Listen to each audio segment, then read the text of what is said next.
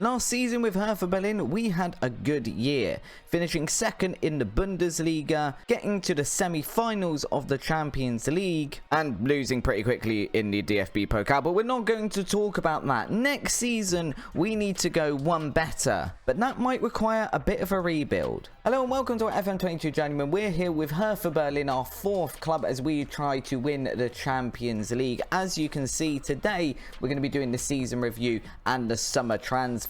And as I mentioned in the intro, it might be a little bit of a rebuild season, but we're going to get to that in a second. First up, we're going to have a look at our season review.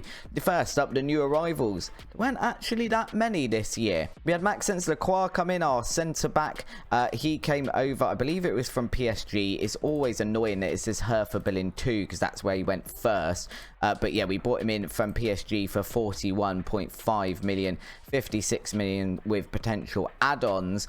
He's had a very, very good season. As we can see, 39 appearances, 6 goals, mostly from corners, and 3 assists, a 7.45 rating. We also bought in Pep Ramos, our striker from Espanyol. Obviously, he stayed there on loan for a lot of the season. We bought him in for 32 million. So far, he's made 3 appearances for us, 6 off the bench, and scored 5 goals, which I feel is a pretty decent return. So hopefully, he can participate a little bit more in the first team this season. We also bought in Badino. He came over again, I believe it was from Crystal Palace. It was from Crystal Palace for £69 million, 28 appearances made on that left-hand side with 11 goals and 8 assists to his name. He's been pretty decent as well. We've then got Francisco Castillo, came over from Liverpool for £39 million in that left-back role. He's made 20 appearances for us this season, got 1 goal, got 5 assists, a 7.20 rating. I think he, again, will be one that starts being more of a part in a starting role for the first team this season. And then we've obviously got Unai Simon, our goalkeeper from Athletic Bilbao, for £42.5 million. He's made 21 appearances in the second half of that season. I still think he's a little bit dodgy. If I have a look at this, 14 appearances, 15 conceded and 6 clean sheets. I guess that is all right. The cup, he made 1 appearance, conceded 1. Continental football, though, 6 appearances, 11 conceded, which isn't great. Overall for the club, that means he made 21 appearances, conceded 27, and had 6 clean sheets, all of which were in the league. Potentially, we need to look for another goalkeeper. I need to think about that, I think. Bundesliga-wise, we were expected to qualify for the UEFA Champions League, which is exactly what we did. We finished in 2nd place, a full 10 points behind Bayern Munich. But Bayern Munich did only have 2 losses this season. One of those was to us, the other 2 FC Köln, who ended up finishing in 3rd. They only had 3 draws as well. So 29 wins on the board out of 34 games for Bayern Munich. We did pretty well ourselves, but we had significantly more losses overall, although we weren't far behind on goal difference. In the Champions League, we were expected to reach the first knockout round. We got all the way to the semi-final. Lorenzo Luca was our top goal scorer with 8 goals, which is semi-unsurprising. As you can see, we didn't lose a game until those games against Chelsea. I love that that says a loss. That's a 2-2 draw. That's not a loss. I'm guessing it counts as a loss on aggregate. DFB Pokal, as mentioned, we were expected to get to the semi-final. Instead, we were knocked out in the 3rd round by Bayern Munich. We love the 3rd round of the DFB Pokal. Apparently, that's 3 years in a row. And we obviously had the Super Cup to start off the season. I don't think we're going to have that this season. I don't think that Bayern Munich won the DFB Pokal, but I could be mistaken. Our biggest win was against Hertha, which was in the DFB Pokal. It's the season opener. It's always the first match, and we tend to do very well in that. Everyone's fully fit, and it's normally against the lower league opposition as well. Match to remember is the 3-3 draw against Barcelona in UEFA Champions League. And goal of the season is a goal against Hertha here for Cavarat. 31-minute goal. So we'll go have a look at that one quickly now. Don't actually remember this goal. Wouldn't have been on the channel, that's for sure, because obviously we don't show these matches because they're so easy to win. Realistically, there's not a lot of point in showing it. Cavarat, yeah, okay, that was a good goal from range, even against lower league opposition. Maybe a better goalkeeper might have saved it, but nonetheless, bit of a blinder. Club reputation wise, we're exactly the same. We're a worldwide known club with 4.5-star reputation. On the annual revenue side of things, we've dropped significantly in sponsorship, which is a bit of an annoying one, but broadcast revenue, corporate hospitality, competition prize money, and match day commercial and retail all have increased. Obviously, that competition prize money, 137 million, it's a bit of a jump. That will all be from the Champions League, I'd imagine. In terms of shirt sales, we've got Techoa, Bodino, Luca, Funk and Traore, none of which are especially surprising. The lineup that we are saying is our best one though was Johnny White in goal, Michaelenko, Delport, Lacroix and Funk as our back four, Freeman, Neyhouse and Traore in midfield, Bodino, Techoa and Luca our front three, which is probably quite similar to what we were using. We once again have got no manager awards, although I never actually see a manager of the month come up in Germany, so maybe there just isn't one. I genuinely don't remember ever seeing it come up. Now I've got to this end of season review and thought about it. Bit of a weird one. Fans player of the season was Lorenzo and Luca. Young player of the season was Funk at 24 years old. Unai Simon was signing of the season. Questionable, but okay. Cavrat, we just saw goal of the season. Top goal scorer was Luca with 36 goals to his name. Most assists from Traore with 18 from midfield. Most player of the match awards was Luca as well with 10. Highest average rating was also Luca with 7.7, and then Lacroix is very good at passing. Record breakers, most overall goals by a player in a season. Lorenzo Luca breaks that record for the second season in a row with 36. I think the previous record last season for him was 31 goals. Most goals in a match as well. Most goals by a player in a league match. Most assists by a player in a season. Traore actually break on the record there with 18. As is Lorenzo Luca with the player of match awards. And the worst discipline is Freeman with 17 yellow cards. Probably something we need to keep an eye on. Cut vision and expectation meeting then, of course. We're just going to accept it all because they never let us change it. But it's much the same as before. Qualify for the Champions League. Become recognised as the best of the rest. And eventually now they do want us to challenge for the Bundesliga title. What do they class as challenging for it? Because I guess we weren't really challenging with 10 points behind last season. But we had a good go. So depends what they're going to class as challenging. Let's say for next season's the team we want to challenge for the title. Okay, they're happy with that. They are happy with challenging for the title. We don't want to reach the final. I don't think we want to win the Champions League next season. I think that's going to just annoy them. Yeah, we'll get to the latter stages then, and we can discuss promises when you get back, by which I mean I'm not going to make any because it's so easy to break them. And there's no sort of allowance for it being something you can't really do anything about. So we can go on our pre-season tour though. Lots of places in Austria, Italy or Switzerland. Let's go to Italy. I fancy a holiday there. That would be nice. Why not? So all the pre-season preamble out of the way though, we've done the review. We need to have a look at our squad. And by that I mean we'll have a look at the squad depth for a sec. So within this we can see we look pretty alright. We've got a decent amount of defenders, decent amount of central midfielders and so on. Goalkeeper is going to be an absolute must because we've got Unai Simon and Mendy is retiring at the end of June. So we are going to have just Unai Simon. So our first port of call is going to need to be a goalkeeper and everything else is going to end up being secondary. In addition to that, we have made some promises to players throughout the season that they can leave. The first one is Delport. We will be selling him in the summer, which means we will drop a defender. We've also said we'll sell Renan. He's good. I think he's actually performed really well this season in the grand scheme of things. 26 appearances, 9 goals, 7 assists. Yeah, a lot of those were on the right wing rather than up front, so I'm okay with his contribution, but he wants to be a star player and he's just not going to dethrone Lorenzo Luca or Techoa, so he's going to be moved on this summer. In terms of the dynamics, much the same thing. Delport wants to move. Funk is still unhappy that we didn't win the DFB Pokal or challenge the DFB Pokal, I think it was, which is fair enough, but again, it's Bayern Munich, so it was what it was. And then if we have a look at the squad here and just scroll down a little bit, Techoa is wanted by Liverpool, Spurs, Bayer Leverkusen and Milan. So I think there is a likelihood he leaves. We should get a decent amount of money for him. We're looking at his transfer value, 98 million to 129 million pounds. So we would get a lot of money for him. Freeman is wanted by PSG. Again, we'd get a lot of money for him. I think it's another one who potentially, if PSG come in for a bid, could be leaving. Renan's not actually wanted by anyone. Bodino is wanted by Milan as well. Again, he's valued at 110 to 121 million. I'm not sure how he's valued at more than Techoa, but we'll allow it. I guess he's not. His lower end is slightly higher, but his higher end is slightly lower, so they're valued about the same. Lorenzo Luca is wanted by Chelsea, Milan, and Inter Milan. Again, we'd get a decent amount of money for him. He'd be very, very hard to replace. Schubert is wanted by Leicester, Real Madrid, and RB Leipzig. Cordeiro Silva is wanted by Real Madrid. Del Port is wanted by Arsenal, Newcastle. You can see a lot of teams there. Obviously, he is listed. Valdez is wanted by Arsenal and Real Madrid. Michaelenko is wanted by Real Madrid. Real Madrid just want to buy the entire team. Mancini is wanted by Roma. Decker is obviously loan listed. Urunoy is wanted by Atletico Madrid, Real Sociedad, and RB Leipzig. We've then got Van Sass, our backup goalkeeper, wanted by Borussia Dortmund, which is a bit of a strange one.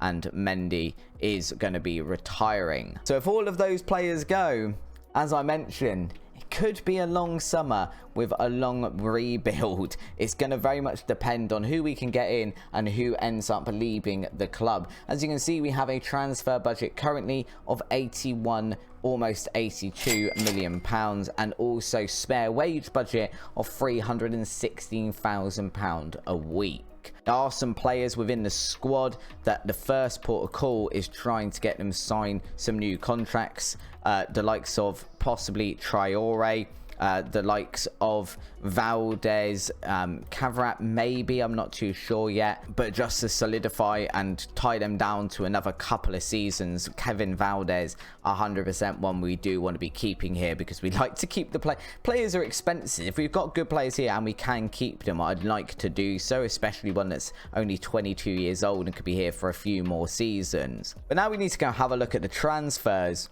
And we'll come back when something interesting happens. That could be bringing in some players, could be a lot of players exiting. Well, we said some players might be leaving, and the first bid has just come in. PSG have made a bid for Freeman. They came in with an initial £56 million. He wants to leave. We spoke to him and said we'd only let him go if a good enough bid came in, meaning we'd sell him for £96 million. PSG have just agreed a bid that all in is £100 million for him. 91 million up front, 9 million installments, and 20% of any profit from the next sell, which seems unlikely when you're signing him for that amount of money. But we're going to have to let him talk to PSG, and that is another player now that we need to replace. Admittedly, we're going to get, I think it's 90% of that we get. So we're going to get about £80 million put in our transfer budget. And that is going to allow us a lot of leeway to try and rebuild the squad. But this is every single email. I've clicked through one more email. Now we've got a bid for Manchester United for Michaelenko. They do want to pay £41.5 million for him. And we do have Castillo at the back. I'm looking down at my notes as well, because I keep a record of when I'm going for the scouting centre. I love the scouting centre, but I do prefer actually having it on paper as well. And I haven't yet found a left back that would be a good replacement for him. That said, he's 31 and it's £41.5 million. So it would make sense to do. But before we do that, let's have a look together. We're going to go through, we'll look at obviously the rules of this save as well. We can't just go on the player search screen. We have to be looking at players that our scouts have found. So we only look at the scouting side of it, and having a look for that sort of money, let's say about £40 million. And if we wanted to like for like replacement, hold on, that's not a left back. There we go. Let's go into left back. It's about to say Jadon Sancho, not a left back, I don't think. They've got Nori over here. I mean, reasonable, not great. If we've got to get someone that's like that, we want someone like this guy over here, Bernard Mogotsi, I'm assuming we'd say, who is within that range. And looking at it, although we haven't got him fully scouted yet, would be a player with lots and lots of potential. So we'll give him a full scout. He looks like he'd be a pretty good replacement. I'd want to see at least a couple of players like that, though, before I let him go. So we've got Adrian Bastians here. He would cost a little bit of money because he's over at Bayern Munich. Could be a reasonable sort of replacement as well. If we arrange this by potential, then Mogotsi that we just saw is the first one on the list. We've got Nathan Gale here, Aston Villa as well. potentially we could have a look at him, so we'll give him a little scout, and this is very much what this season's going to be. But I'm feeling, let's get an indication over here. If we go and talk, oh, we can't. Normally we can go and have a word. I don't know why sometimes you can't. I wanted to have a speak with his agent a second. I don't think we've, oh, we have spoke to his agent before. That'd be why. He's thinking that Rangers want somewhere between 20 and 30 million to make the deal possible. And then the wages are very, very reasonable as well. So I would be happy with that. Our competition would be Leeds, Everton and Real Betis. So I think we could pull that off. So potentially we let Mykolenko go here as well. Or do we? Let's see if we can persuade him to stay. And that means we could rinse a little bit more money out of them. There we go. We'll go with a reasonable bid. If they make a bid of 58 million. No. 47 million. 47 million. Unfortunately, this is non-negotiable. So we can't actually do that. But if they come back with a little bit of an improved offer, then potentially Mykolenko could be going as well. This is very much the sort of story of this transfer window. Ole Gunnar Solskjaer is still at Man United in this universe. We're in the year 2030. That's an interesting one. We'll tell that journalist we're only letting Mykolenko go if we get a reasonable bid for him, and hopefully Man United will see that and just come in with a little bit higher than what they are currently offering. That's the plan anyway. So Freeman's, I'm imagining he's going unless they can't agree a contract, but I don't see that. So we now need to find a defensive midfielder as well. We're going to have a bit of money there. Again, let's have a quick look-see on the scouting side of things and see what we've got as a defensive midfielder. Calvin Phillips, who's currently at Arsenal, he is 34. But potentially bringing in someone like that wouldn't bother me too much because we've got Diallo, and I think Diallo eventually will become our main choice. So if we can get someone in, Calvin Phillips, if he's that good still, and he is still a 4-star potential player, we'd be playing him as a defensive midfielder. He looks like he'd be alright. If he's actually going to be about that sort of price, then I'd be okay with that. What are they saying? They're saying about 4.2 to 5.6 million. I mean, that would be decent. We'd have lots of money to invest in the rest of the squad. So we'll give Calvin Phillips a little bit of a scout as well. He's 34 now in the year 2030. That guy's 32 as well. Sambi Lakonga. But if I remember rightly, yeah, £45 million. I don't really want to pay £45 million for a 30-year-old. Ruben Neves there as well, but he's at Newcastle, probably getting paid a lot of money, £110,000 a week, so maybe not quite as much as I thought. Lewis Cook at Barcelona, but he's 33 as well. So all of the good defensive midfielders here, what we're finding out is they are of a certain age, so that might be that's the way we've got to go to get someone in. We've got another one down here at Bayern Munich, Suat Sedar, who again could do a job there. Not a really good job though, so maybe Calvin Phillips is sort of the way to go.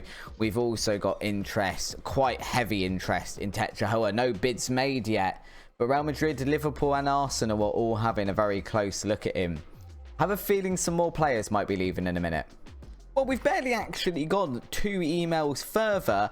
This is a little bit of a weird one. Having been linked with the Barcelona job, how enticing is the opportunity of working on such abundant resources? I didn't know I was being linked with the Barcelona job, if I'm honest. But apparently we're wanted by Barcelona. I mean, I quite like Hertha Berlin, but are we more likely to win the Champions League with Barcelona? I'm not sure, because we did beat them both times. Oh no, we beat them once and we drew with them once. Over in the Champions League, they've obviously got top tier, pretty much everything. Ansu Fati's still there. Ronaldo Araujo is still there as well. And they are on and off, as we saw when we looked a few episodes ago, winning La Liga as well. But apparently they've, I'm guessing, sacked their manager. No, he's retired. Ronald Koeman was still there. He'd been there for 10 years and has retired, or almost 10 years. Could last another 65 days and got his decade in at Barcelona, but instead he's retired. 4 league wins, 8 cup wins. Are we more likely to win the league there? I feel like it would be worth a conversation. I'm not going to approach them, but if they did come in, then I feel like it would at least be worth a conversation. Well, the summer transfer window is now officially open, and with it brings some sales and some purchases, of course. We've got some youth players such as Thomas Rosenthal leaving the club. None of these ones are ones that necessarily are going to know. They've been hanging out in the under 18s or down in the Hertha Berlin B club. So far, though, we've signed 5 players, but only for an outlay of £17.1 million. They are as follows. We'll have a little look at them. A lot of them are sort of youth players that we hope will develop eventually. We've got Martin Povranzan. He's come over from that team in Serbia for 1.9 million. But as we can see, he has got some very, very good attributes already. He's got good pace and some good technical attributes, and he could improve. I don't think he's ever going to end up being necessarily our first choice striker, but I am hoping maybe he'll end up being a good backup for the club. We've then got a player that I completely forgot we signed. We re-signed him on a pre-agreement contract in January over, I believe it was from PSG. It is from PSG, who's a goalkeeper. He's not very good, but he was free. If he can progress up to a 3-star ability, then again, it's someone we could make a profit on. I think you're beginning to see the theme here, maybe. We have brought in a backup goalkeeper just so we had someone to replace Mendy for the moment and play behind Unai Simon until we find someone superior, which is Lucas Schnellner. He's come into the club from FC Köln for 7.5 million. I think he'll be a perfectly capable backup, which is what we've promised him he will be if we do call upon him. So at least we've got 2 goalkeepers now, which is kind of essential. We then brought in Calvin Phillips. We did obviously have a look at him a moment ago. He is classed as a world-class midfielder. I don't know how much he's got left in the tank, but he's going to be perfectly capable of playing either in midfield or as the defensive midfielder in that role, replacing Freeman. And we did get him for 5.5 million, so we can't complain about that too much. He didn't have a great season at Arsenal last season, but before that, fairly consistent above 7 ratings for Leeds. And then we've brought in Igor Milinchik, who again is one that could eventually become a really, really good player for us, so potentially a Bundesliga standard player. We've brought him in from, again, another team in Serbia whose name I can't pronounce, for 2.4 million. And actually, if you look at his attributes, I think if we did play him in the first team, he wouldn't do a horrific job, to be honest.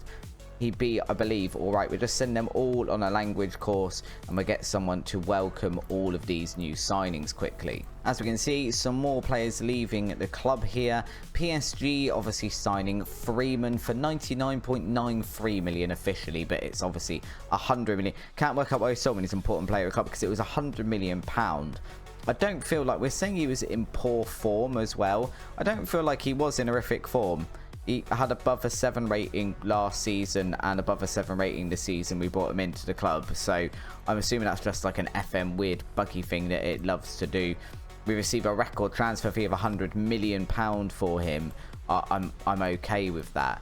It hasn't actually come up on here, but we did also sell Del Port. He's gone over to Arsenal for 43.5 million. Obviously, he did want to leave the club.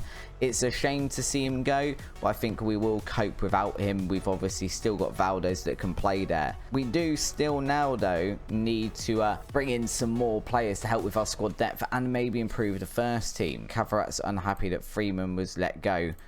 Yeah, okay, that was quickly resolved. I like that.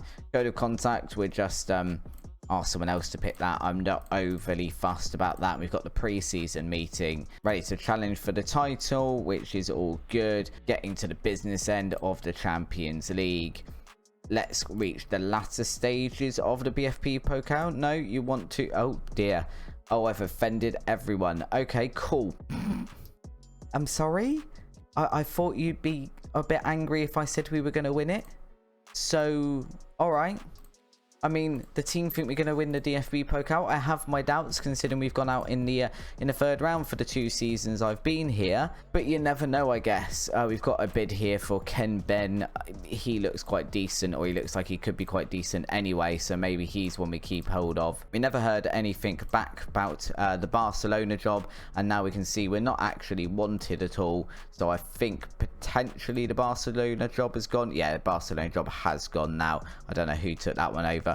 and there's no actual really free jobs at the moment. There's one in the Bundesliga which isn't of any interest, so we will be at Hertha Berlin, which is absolutely fine. We have got a few more transfer deals going on at the moment, so hopefully we'll have some more news in a minute of some more players coming in. Well guys, we're in August, and as we can see, today is the Super Cup again, the same as last season against Bayern Munich. Hopefully this time we do a little bit better, but we've done some more transfers, gone as far as we can for the moment. First up is Gerardo. I don't actually know how to say that. Gerardo, I'm guessing that is, who is a Mexican right back. We've brought him in from Liverpool for 36.5 million, which is a tad on the expensive side. But as we can see, he's already a Bundesliga standard player and could improve significantly. So he's a very, very capable backup to Morty's Funk over on that right hand side, and could easily take over if Funk did decide to leave at some point during the season. We've also made a signing that isn't quite as good as we thought it would be, which is Conrad Kabala. He was 32.5 million coming in from West Brom, and he's a little bit of a letdown. I mean, he is a Bundesliga player and he could improve significantly, apparently, but he's definitely not as good as we thought he'd be. But it does mean we've got a third defensive midfielder in the form of Diallo, this guy Kabala, and Calvin Phillips as well. Two more signings after that. Then Fernando Silva is a Uruguayan central midfielder purchased for 4.2 million. Again, very, very capable, could become a very, very good player. So I think we've got ourselves a little bit of a steal if he does turn out to be the player he looks like it's going to be. I think for the start of the season, he's probably just going to fill the box-to-box midfielder role, which is one of his worst roles, but equally I think he does it perfectly well. His finishing just needs to be improved a little bit, and he is going to improve these things over time. He is only 20 years old at the moment. And then our last signing is Adrian Bastians, who came over from Bayern Munich for £46 million.